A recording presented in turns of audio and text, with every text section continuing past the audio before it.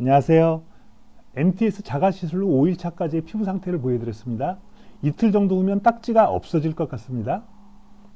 지금부터는 피부과에서 하는 레이저와 MTS 비교입니다. 레이저와 MTS 같은 점과 다른 점을 비교해드리면 여러분들께서 잘 이해가 되실 것 같습니다. 레이저와 MTS와의 같은 점은 두 가지 모두 멀쩡한 피부를 빵꾸내어 상처내는 과정이고요.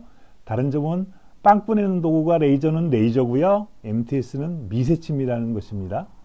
단 레이저가 더 깊은 곳까지 빵꾸내거나 지질 수 있습니다. 근데 이럴 경우 부작용으로 색소 침착이나 흉터 가능성도 있다는 점입니다.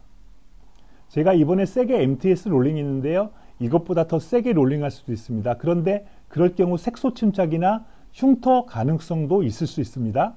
즉 레이저의 경우 더 강하게 하고 깊이 빵꾸낼 수 있는데 색소 침착이나 흉터 가능성이 있다는 말입니다.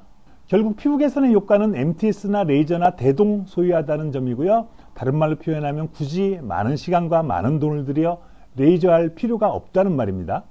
저도 화장품 팔고 있지만요. 피부과에서도 레이저 시술 하잖아요. 둘 다 여러분의 피부 개선보다는 매출 올리는데 더 신경 쓰게 됩니다.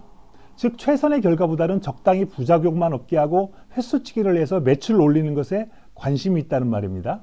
MTS나 레이저는 한 번만 제대로 해도 효과 봅니다. 근데 실상은 그럴까요? 5회, 10회 해야 효과 본다고 합니다. 제대로 한 번 해도 될 것을 5번, 10번으로 분산시키는 것이 부작용의 염려도 주로 좋고요. 비싼 가격을 받기도 편합니다.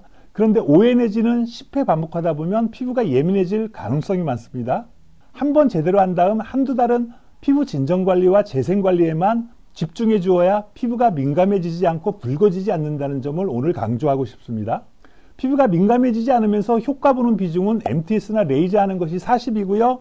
홈케어로 사후 관리하는 것이 60입니다. 많은 분들이 홈케어로 사후 관리하는 것에 대한 개념이 없고 시술만 하면 좋아진다는 기대 때문에 사후 관리를 소홀히 해서 레이저의 효과를 못 보는 것입니다. 이와 관련해서 궁금한 것은 댓글로 질문 주셔도 되고요. 온스카페를 통한 질문 아니면 오프라인 피부상담센터로 문의 주셔도 됩니다. 마지막으로 예전에 올린 동영상인데요. 제목은 피부과 레이저 1회부터 13회차 리얼 후기입니다.